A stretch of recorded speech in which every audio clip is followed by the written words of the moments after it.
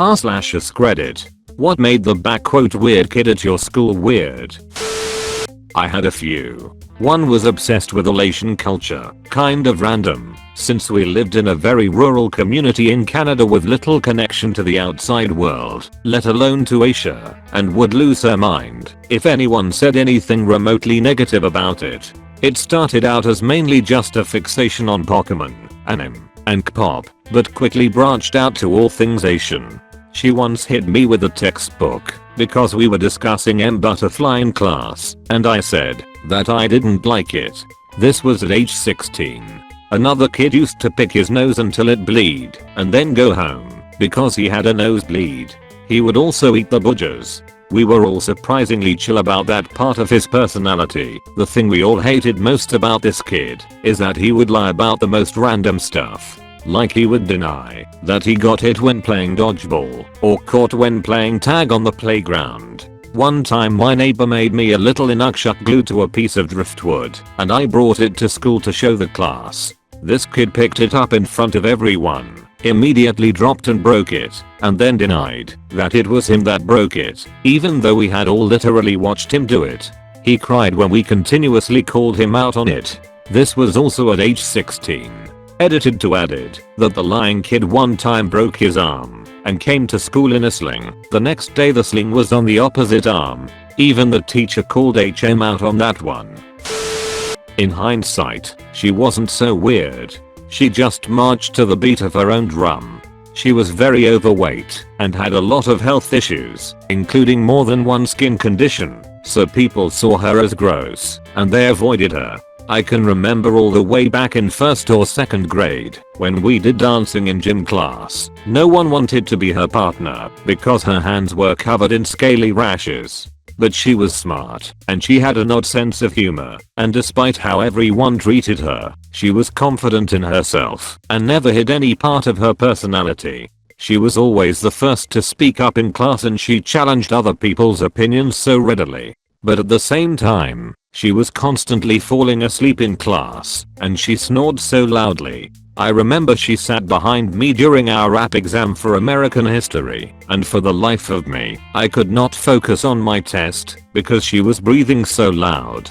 She was incessantly bullied to the point of being pity voted onto prom court. She had one real friend, and then a year after we graduated, she died completely unexpectedly. I remember waking up to go to work one morning and my best friend had texted me that she was dead, and I was absolutely shocked. Apparently, she had been out to dinner with her aunt, and on her way back to the table from the bathroom, she collapsed and they couldn't resuscitate her. They did an autopsy and couldn't confirm a cause of death. Her mother died about a week after she did, and they had a joint funeral.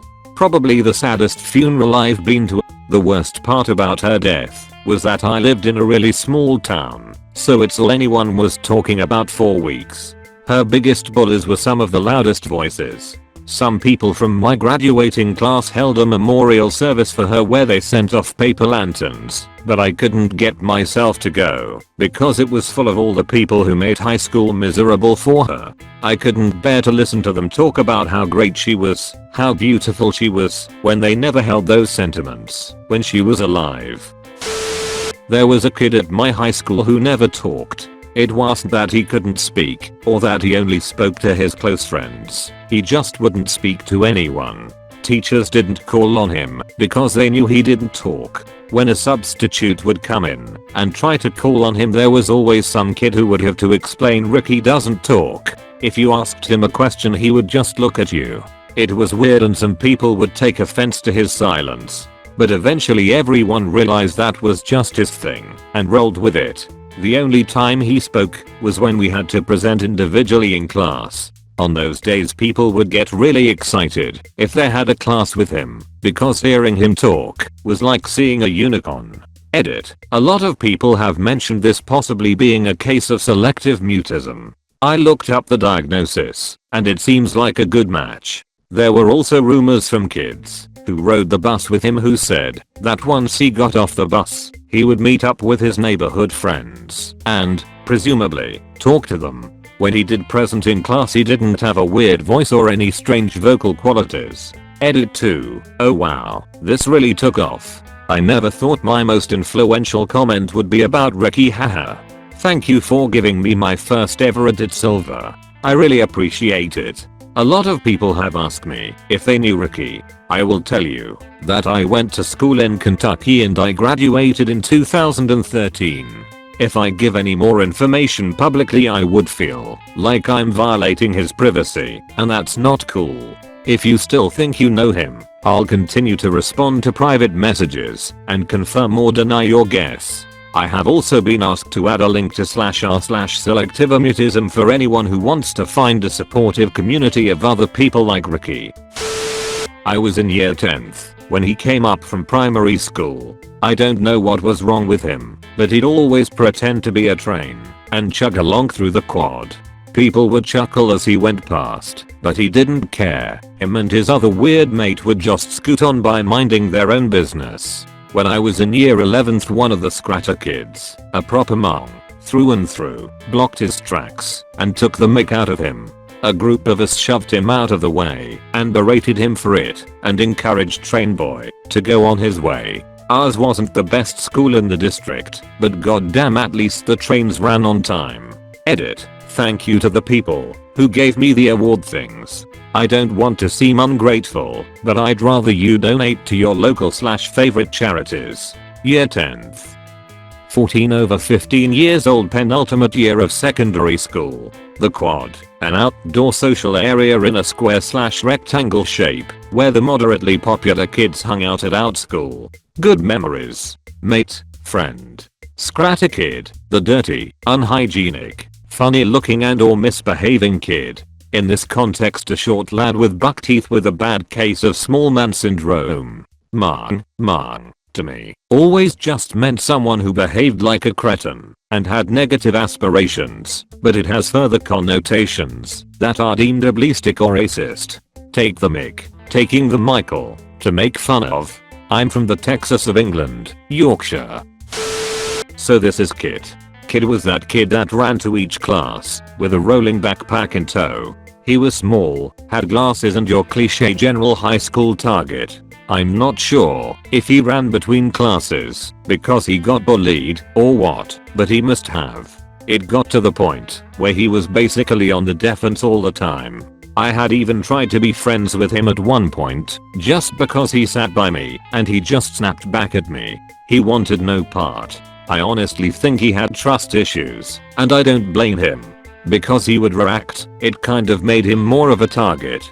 I had seen him multiple times where someone stepped in front of him or heckled him as he rushed along, kicked over the backpack, etc. It actually just sucked to see. You would stand up or say stop it and it would just continue, and he almost seemed embarrassed that you did something about it for him. So anyway, senior year, we have a speech going to be made by the valedictorian, and then the school votes on someone to make a speech.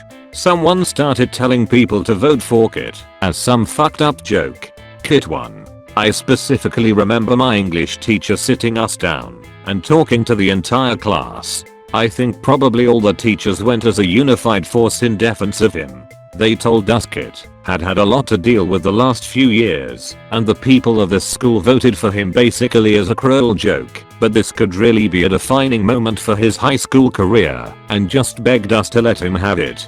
I think most of the people in the school weren't bullies, but all it would take is one person to ruin it. Day of graduation, Kit made a great speech. It was almost 15 years ago, so I'm sorry to say I don't remember what he said. But the entire class, like 1,200 students, actually listened. At the end, we all cheered. Like crazy, cheered with standing applause. You could tell it was a good day for Kit. He was so happy, and maybe even relieved. Here's a kid who had been bullied for years and is being cheered and supported by a crowd of 1,200 plus of his peers. No one should have gone through the bullying, and I'm sure he went up there with a lot of anxiety, but he certainly left the stage with a huge smile on his face. Edit. Hey, I'm like super happy I go to tell this story. I'll never forget this kid's face. He was just so happy. I'll never forget it. It was very touching. And like I said in other comments, I don't think I remember what he said because I remember being nervous someone was going to fuck this up for him. I think someone yelled "yeah kid" when he got up there, but that's it. Whether it was in a mocking way, I'll never know, but no one responded or fed into it if it was. Also, those who don't want to believe the story, I'm sorry. I get the why. Would someone go on the internet and tell lies? But it was something that happened. For those asking if this was their high school, you'd know because we had the honor of being the first class to graduate in the stadium, and it started raining as we were walking to the stadium for graduation. They decided not to cancel, hoping the rain would hold out. The stadium had no roof. If this sounds familiar, then yes, it was probably your high school. As it happened, my first elementary school had not one, but 3 weird kids. Their names were Hannah, Justin, and Anthony, and although they were strange in different ways, each of them seemed to be in constant competition to see who could provoke the most revulsion from their peers. Hannah was a dark-haired girl with a perpetual glower on her face and a sullen, stubborn demeanor. She had a reputation for being somewhat antisocial, and probably could have been mistaken for a crotchety old woman if she hadn't been in first grade. Hannah's claim to repugnant fame stemmed from the fact that every so often, she'd wander around the playground in search of discarded food, which she'd eat right off the ground. It didn't matter if the fare had been thoroughly stomped on, and it wasn't the result of any malnutrition either. In fact, there were days when Hannah actually forwent consuming her own lunch in favor of seeking out others' leftovers. Justin was a more amiable fellow, but his particular form of foulness was also much more extreme. For no reason other than to amuse himself, Justin would do anything he could to disgust people, from jamming things up his nose to sticking his head in the toilet. To make matters worse, it seemed that most of the time, Justin didn't understand what he was doing at first. There was one occasion, for instance, that he tried cleaning his dirty fingernails with his teeth, and when this was pointed out as being repulsive, he laughed aloud and made a big show of eating and apparently enjoying his own fingernail gunk. Anthony, however, was the worst of all. If you've seen the television show Louie, then I want you to picture the boy named Never. Everything about him, from his appearance to his attitude, is nigh identical to how Anthony was. If you haven't seen the show, though, try to imagine a fat child with absolutely no shame, an expression of oddly disquieting innocence, and a tendency to cause gag-inducing circumstances without so much as batting an eye. Anthony's worst ever offense occurred one terrible afternoon as our class was watching a movie when he was seen reaching beneath his chair, chipping off dried budgers, and then openly eating them. When told that his behavior was revolting, Anthony replied, "No, it's okay. I put them there." A good friend of mine, since the 2nd grade, who only wishes the best for other people, went through some interesting phases that started in early high school. Let's call him Boris. Each phase lasted anywhere from 6 months to 2 years. I'll try to list them in order. Practicing witchcraft phase. Boris had made voodoo dolls of some of his enemies, but then didn't do anything with them because he was afraid the people would actually get hurt. Also chanted protection spells over his friends. A polygamous relationship phase. Boris had 2 girlfriends at once, but these chicks weren't winning any beauty pageants anytime soon. The girls hated each other, but they would each hold one of his hands as they all walked down the halls together. One of the girls also had another boyfriend. Goth phase.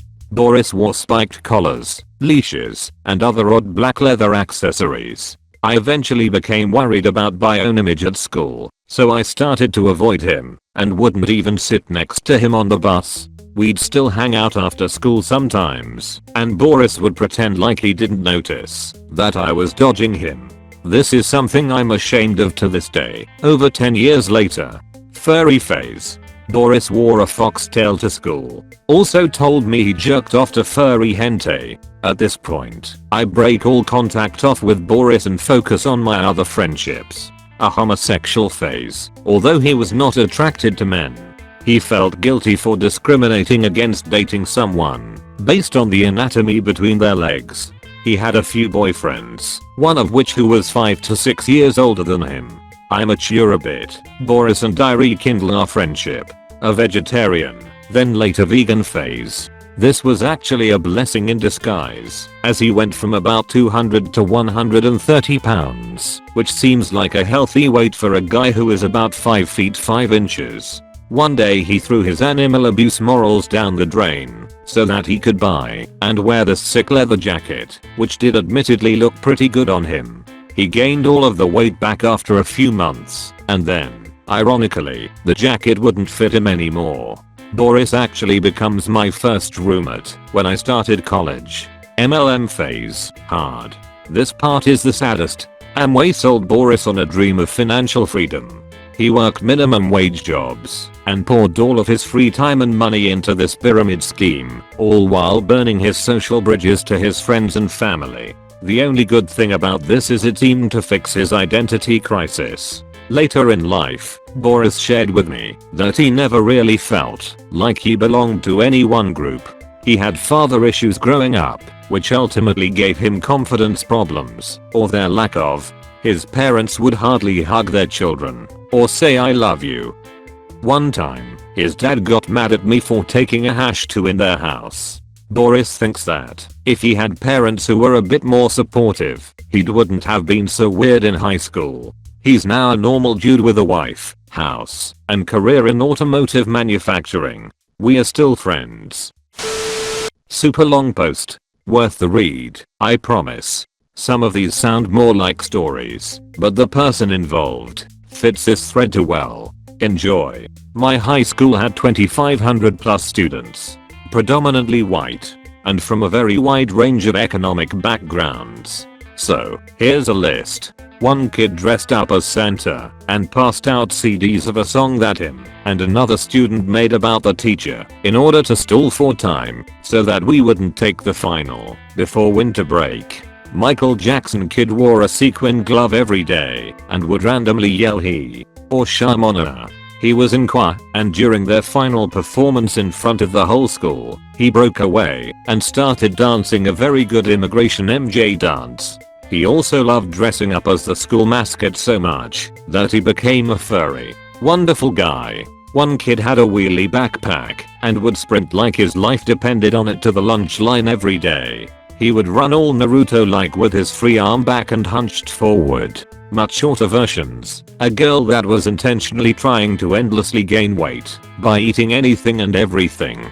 Girl that acted like a cat, which wasn't healthy to begin with, but then she showed up with a butt plug tail in her beehole. This kid came in on the first day of middle school and asked right as class started if there were any cameras in the rooms, and my teacher jokingly said yes. He lost his shit and never came back. First day of high school, this kid intentionally threw up so that he could leave school. He also never came back. Turns out that he got a girl pregnant over the summer and ran away after that class. The absolute ultimate. There was a kid in my English class who was normal as all hell. White average height, middle area GPA, and relatively quiet. He always carried a green thick clipboard that was able to be opened so that he can store papers in it. Now, this English class was wild. I was in it because I told my teacher to. Well, I wasn't allowed back in regular classes, so I was in this one. We had heavy alcoholics, drug dealers, and even one kid that told our teacher that he had a healthy breakfast of Xanax and Hennessy every morning. Lots of characters. So that regular kid with the openable clipboard was in this class too. Like a few others in the class of I'd say mid-30s amount of kids, was again normal as can be, except for what was in that binder. We had to do public speeches for our final, and the teacher stressed to us to make sure that we passed them because they were a fairly large amount of our grades. The topic was to be decided on when you got on stage, and you had to talk about that topic for 3 minutes. Well, normal kid could not get anywhere with what he was given and gave up about 30 seconds in. He said the topic wasn't something he was interested in, so my teacher goes, well, what's something that you're interested in? At this point, me and a few others already know what's in that clipboard, so we immediately start joking about him doing a speech about on it. Teacher hears us talking about it and goes, okay, I'll pass you. if you can make it 3 minutes off of what's in the clipboard. Normal kid freezes and stares right at the teacher and says, "But, I can't get in trouble for it, right?" Teacher vows that he's safe no matter what, and that he asked him to present so he's safe. Normal kid goes, "Okay, I warned you." A hush immediately goes over the whole room. He wasn't going to actually do it, right? The overhead projector turns on, and the clipboard opens. Normal kid flips through a few pages of the clipboard's content and finds his most prime page. Then with a huge slam he puts down the paper for the overhead to project, and the whole class can see. "This," he says with the most malicious grin as the projector shows the page, "is my hand-drawn, anamorph hardcore porn portfolio. NSFW." There before the whole class was a Tony the Tiger looking drawn man with what was probably a dragon penis lodged into another Tony the Tiger looking guy as he bent forward to drink milk out of a dog bowl. This, and much more throughout his easily 10-minute speech, and the quality was fantastic. I'm not into that stuff, but man, he was an artist. Full color background, and let's just say a very creative imagination. Needless to say, the class is dying laughing, and my teacher as pale as he could get. After the speech and all the laughs finally died out, there was a reflection of seriousness that I would never guessed from this class, where we just talked about how good he was as an artist and how to respect his work. My teacher handled it very well actually, and normal kid passed. No one knows what he's doing now, but it's a safe bet that I wouldn't want to look too hard to find out. One of them, in high school, had this thing to go to the top floor, and we had this stairs where the middle is empty and stairs go around it, and you can look at the bottom from the top. So he threw food downstairs like ham or vegetables, anything from inside of his sandwiches. The very same guy with another one wrote our class colleague's last name everywhere possible, for instance on the walls, chairs, tables, biggest suitable letters on chalkboards right before most classes. This got to the point that teachers knew they were doing this and started making fun of it. Some of them, for instance on religion classes, the priest called them to go to the chalkboard and told them to write it without even saying what to write. Everybody knew. They were punished a few times for it. Class master called their parents. They had to clean the school from their writings, etc. But after all, what were they supposed to do? Told their parents your kids write his colleague's last name everywhere. How that even sounds. I wish I could have heard the principal telling them. Had a girl classmate who was afraid, or something, to talk to everyone. She wasn't even questioned during classes because her parents asked teachers not to, and not to force her. We didn't bully her or anything. She was this way from the very start. I can't remember, but it was probably in elementary school, so we were pretty young and in really stupid age. She talked to teachers a bit, but mostly in private or when her mother came to the school. Also other girls talked a little bit with her on the breaks, but she didn't say much, but we could tell she appreciated the effort not to isolate her. Now that I think of it, we had some manners back then even as dumb kids, because we didn't use that against her almost at all. Even tried to encourage her to say something during classes. I can only imagine what kids these days would do to her. As far as I know, she grew out of it, but I don't know anything specific. That'd be too long if I proceeded. No one would read it, so have a good one.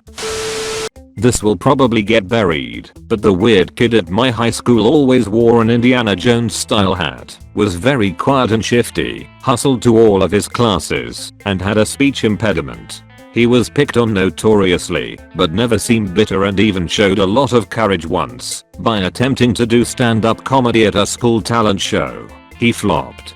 I'm not proud to admit this, but my circle of friends and I would pick on him in school. Everyone did.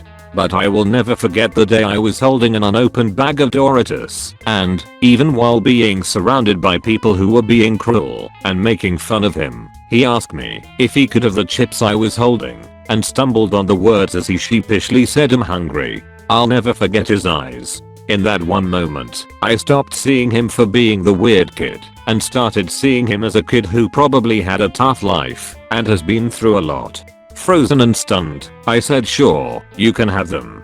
I watched him eagerly grab the chips and immediately scurry down the hallway while shoveling them in his mouth.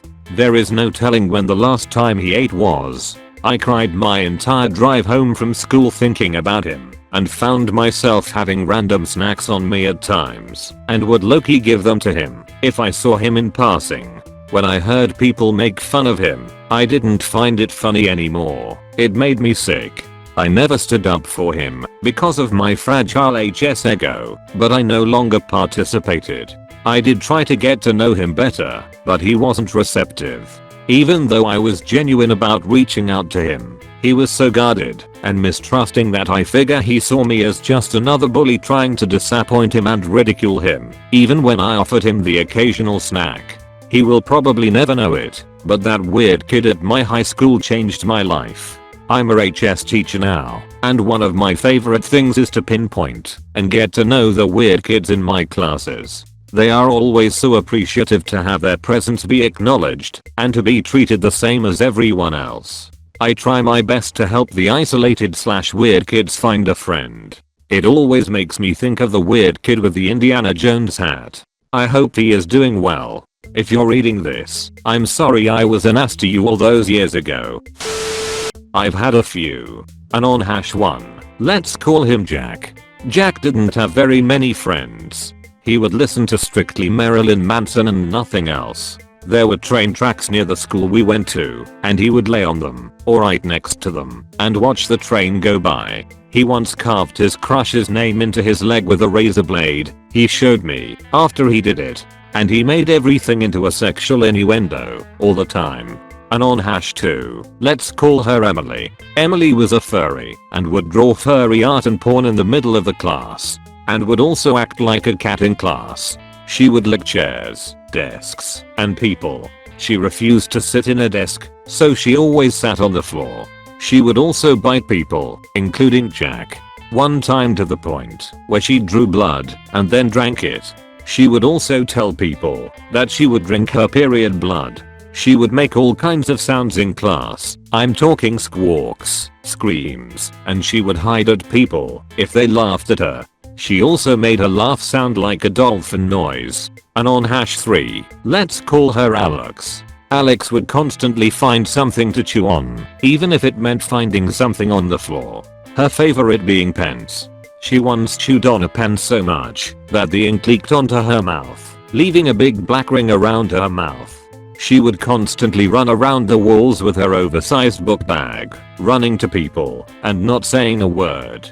She tried to convince people that she was wanted for murder in the state of New Jersey. She could produce spider silk out of her butt, and that her father forced her to sleep on a bed of nails.